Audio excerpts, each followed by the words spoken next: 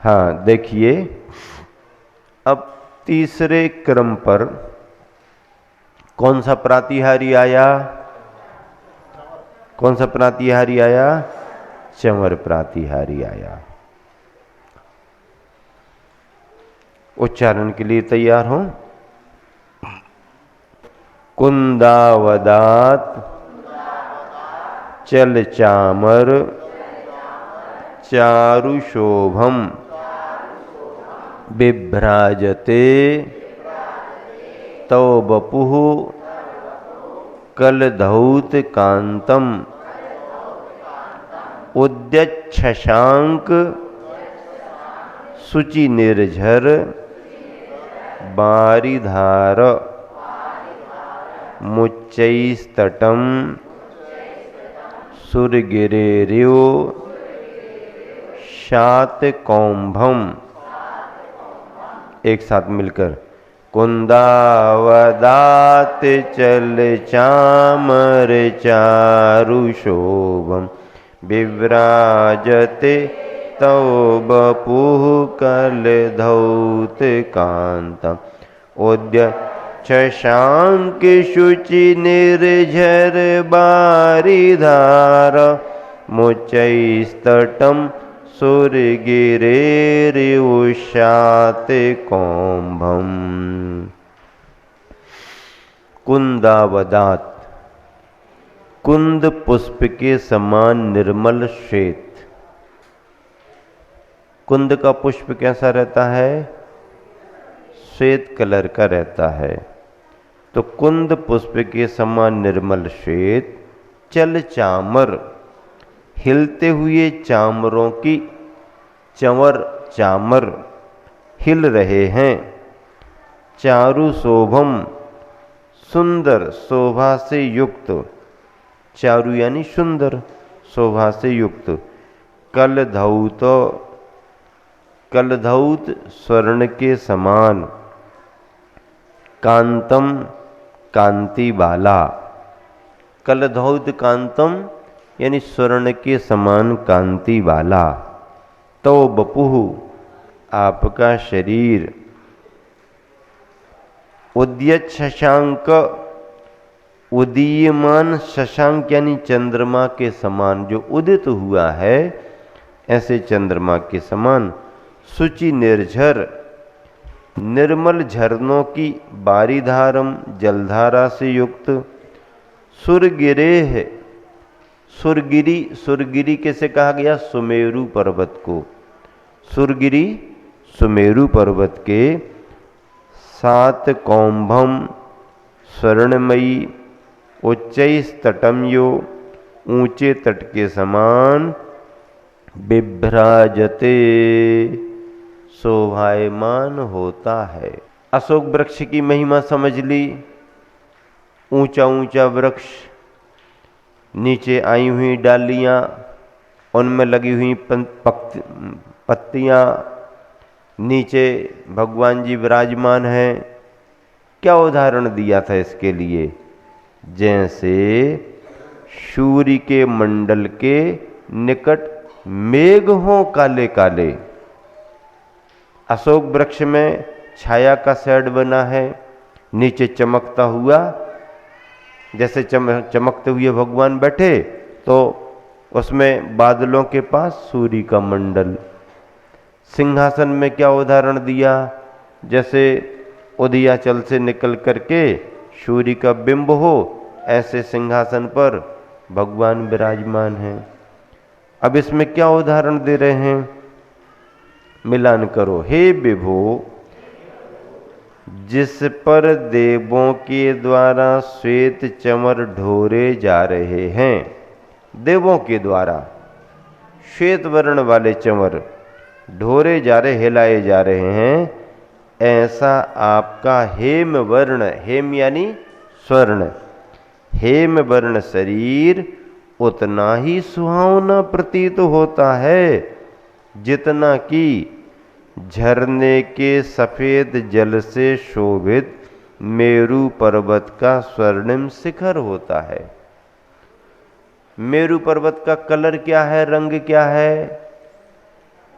पीला पीला। सुरगिरी, सुमेरु पर्वत, मेरु पर्वत, इसको स्वर्णगिरी भी कहा जाता है। क्या? स्वर्णगिरी, सुमेरु पर्वत, सुरगिरी। क्यों? क्योंकि उसका वर्ण जो है पीलेपन को लेकर के है। तो अब उस सुमेरु पर्वत पर जो पानी बह रहा है, बादलों की बारिश होने से जो पानी गिर रहा है और उस पहाड़ पर झरने बन करके बह रहा है, तो पीले पीले पर सफेद सफेद जल की धाराएं कैसी लग रही हैं? पीले पीले सुमेरु पर्वत से बहती हुई सफेद सफेद जल की धाराएं कैसे दिख रही हैं? जैसे कि स्वर्ण देह वाले आदिनाथ प्रभु के दोनों तरफ चमर ढोरे जा रहे हैं। उदाहरण बहुत अच्छा दिया। अब देखो, चंवर किसे कहते हैं? जो भगवान के दोनों ओर पंखे के रूप में ढोरे जाते, ढुराए जाते, उन्हें चंवर कहते हैं। यह चंवर कहां पर और कितने ढोरे जाते हैं? समोसरण स्थित चतुर्मुखी भगवान जिनेंद्र देव के अष्ट दिशाओं में, 4 दिशाएं और उनके बीच में 4 विदिशाएं, ऐसे 8 कोनों में 8 कितने कितने कितने कितने 8 कितने हो जाएंगे? 64 हो जाएंगे। कितने हो जाएंगे? एक एक दिशा में 8। तो 4 दिशाएं मुख्य हैं, पूरब, दक्षिण, पश्चिम, उत्तर। फिर उसके बाद में 4 विदिशाएं होंगी, ईशान, आग्नेय, नैऋत्य और वायव्य। पूर्व और उत्तर दिशा के बीच में ईशान कौन आता है? उत्तर और पूर्व के बीच में ईशान दिशा रहती है। पूर्व और दक्षिण के बीच में आग्नेय दिशा रहती है। दक्षिण और पश्चिम के बीच का कोण जो होता है उसमें नैऋत्य दिशा होती है, और पश्चिम एवं उत्तर दिशा के बीच में कोण जो होता है वो वायव्य कोण माना जाता है। ऐसी 4 दिशाएं और 4 विदिशाएं। अगर ऊर्ध्व दिशा और अधो दिशा और ले लें तो 10 दिशाएं कहते हैं। क्या? हाँ, 10 दिशाएं ऊपर नीचे की जोड़ो तो ये 10 दिशाएं होती हैं।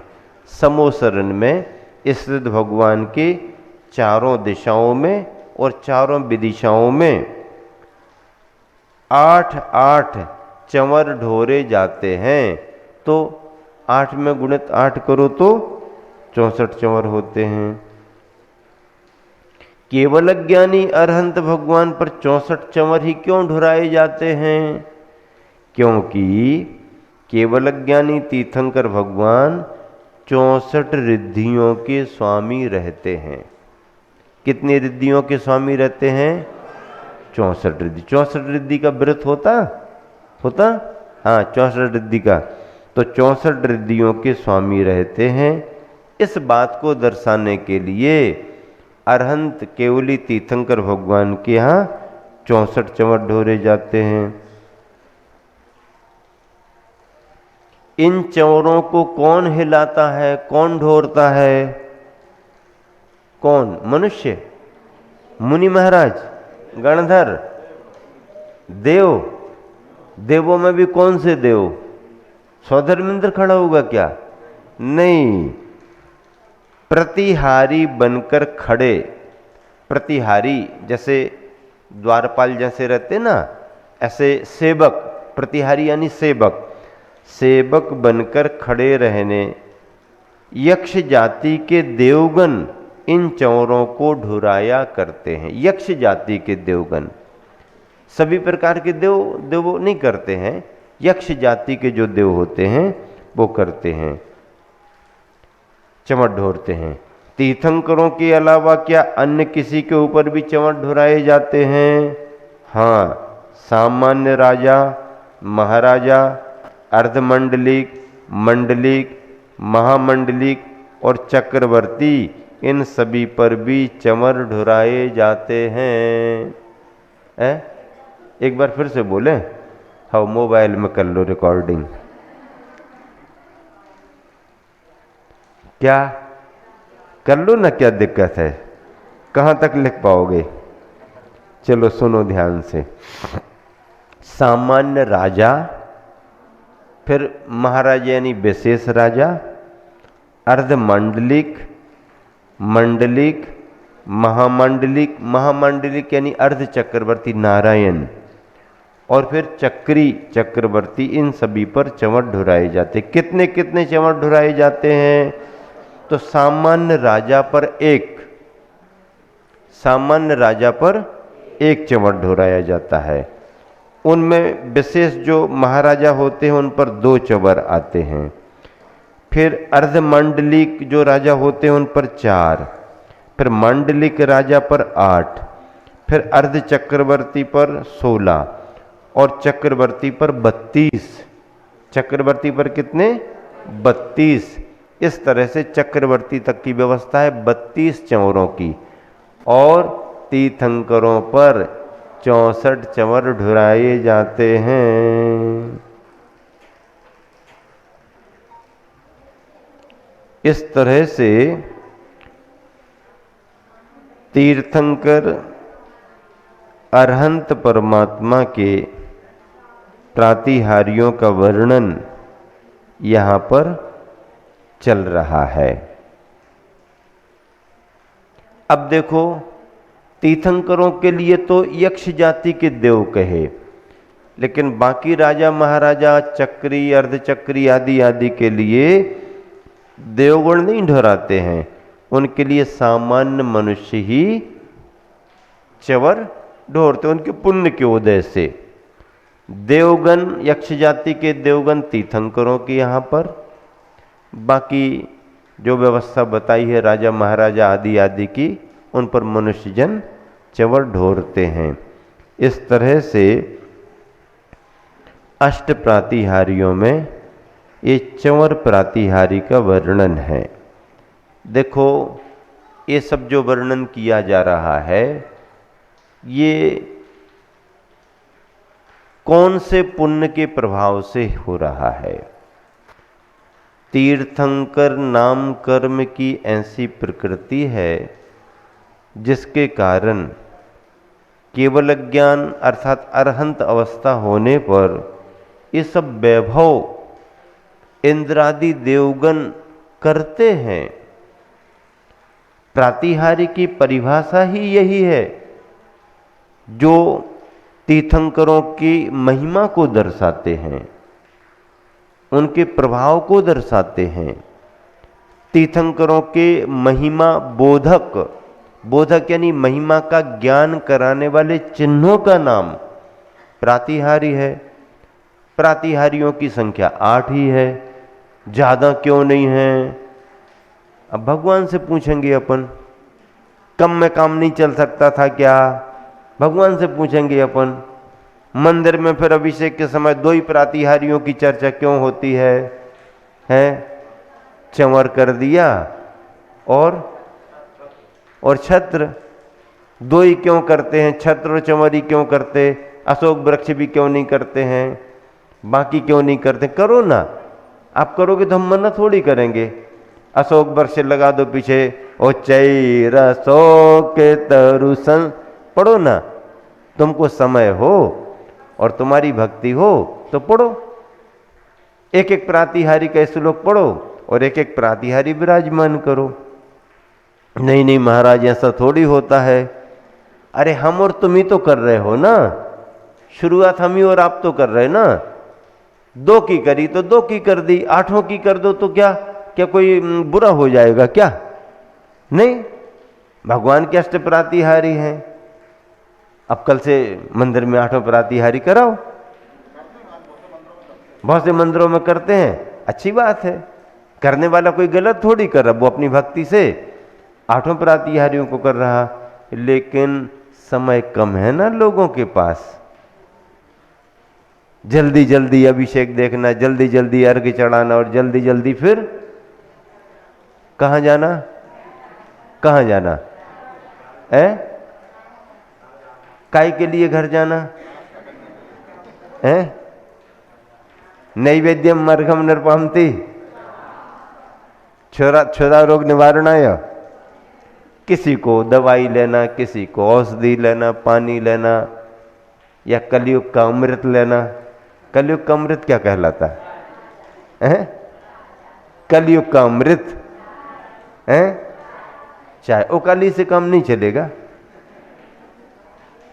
नहीं चलेगा ओकाली से का। एक श्राविका आई हमारे पास एक जगह और कहने लगी महाराज जी कल का उपवास करना है। हमने कहा ठीक है करो, लेकिन थोड़ी रुकी रही, पर धीरे से कहती महाराज जी चाय की छूट रख लेते हैं। तो हमने कहा जब तुम उपवास कर रही हो तो चाय की छूट क्यों रख रही? बोले महाराज जी स्थिति ये बन गई हमारी कि खाना ना खाएं तो चल जाएगा, लेकिन चाय के बिना नहीं चलता। तो हमने कहा ऐसी आदत तुमने अपनी बना ली, ये आदत छूट सकती तुम्हारी? बोले महाराज जी नहीं छूटती, हमने कई बार प्रयोग किया। हमने कहा तुम संकल्प ले लो तो छूट जाएगी, और कल ही प्रयोग कर लो। क्या प्रयोग करें? तो हमने कहा कल आप काली मिर्च आदि आदि सौंठ वगैरह डाल करके दालचीनी इसकी ओकाली बनाओ और कल आप लो। और हर समय ये ध्यान करो कि महाराज जी ने कहा है कि सिर दर्द नहीं होगा, होगा ही नहीं तुम्हारा सिर दर्द, आप ओकाली पियो। प्रयोग कराया। अब उसका मन था कि नहीं था, लेकिन शाम को आई, बोले महाराज जी प्रयोग तो सफल हो गया। तो हमने कहा बहुत सारी चीजें मानसिकता पर बनी रहती हैं। अगर हम उस तरह का मन बनाएं तो वैसा लगने लगता है। एक बार हम संकल्प कर लें, दिन 2 दिन 4 दिन 8 दिन 15 दिन असुविधा हो सकती है, लेकिन शरीर फिर अपने संकल्प के अनुसार ढल जाता है, और ढालना भी चाहिए। अगर मान लीजिए ओकाली पीने से तुम्हारा काम चल रहा तो चलाओ, अगर ओकाली से काम नहीं चलता तो आयुर्वेदिक हर्बल की चाय भी आती है, गुरुकुल कांगड़ी की चाय भी आती है। जरा इस चाय पत्ती से बच के तो देखो। अगर आप बचे तो आपका स्वास्थ्य भी आपके अनुरूप रहेगा और तुम्हारे नियम व्रत भी अच्छे से पलेंगे। चलिएगा दोहे के लिए तैयार हो जाओ। ढोरते चामर शुक्ल से स्वर्णिम देह सुहाय, चंद्रकांत मणि मेरु पर मानो जल वर्षाय। ढोरते चामर शुक्ल से श्वेत, स्वर्णिम देह सुहाय, भगवान आपकी स्वर्णिम देह सुहाती है। चंद्रकांत मणि मेरु पर मानो जल वर्षाय, सुमेरु पर्वत पर जैसे जल की धारा बरस रही हो। इस तरह से समोसरण में प्रभु आपका चमर प्रातिहारी में दृश्य दिखाई देता है।